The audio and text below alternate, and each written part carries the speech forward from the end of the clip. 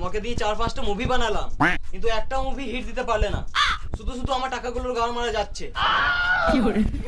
আমি কম বড় ডিরেক্টর নয়, অক্ষয় কুমারের যত মুভি বের হচ্ছে সব আমি ডিরেক্ট করছি। ওর জন্য আমার সব মুভির গান মেরে রেখে দিচ্ছ। আমাদের অ্যাক্টর গুলো অ্যাক্টিং এ ঢুকতে পারছে না। একটার অ্যাক্টিং এ ঢুকতে পারছে না, ওটা বড় কথা নয়।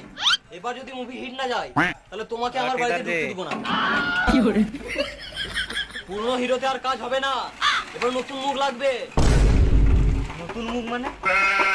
মানে নতুন ছেলে লাগবে, যেন কেউ ওকে আগে দেখে নাই। বেশ, তাহলে ওই কথাই হয়ে থাকলো। 20 বছর পর শুটিং শুরু করব। 20 বছর কেন? দেখো, প্রথমে বাড়ি যাব, তারপর বউকে ভালোবাসা দেবো, তারপর 9 মাস 10 দিন পর আমার ছেলে হবে, তারপর তার 6 মাস পর ওর অন্নপ্রাশন হবে, তারপর ওকে পড়াশোনা করাবো, তো বড় হবে, তারপর টাইগার শ্রফের মতন গাঁড় ফাটা বডি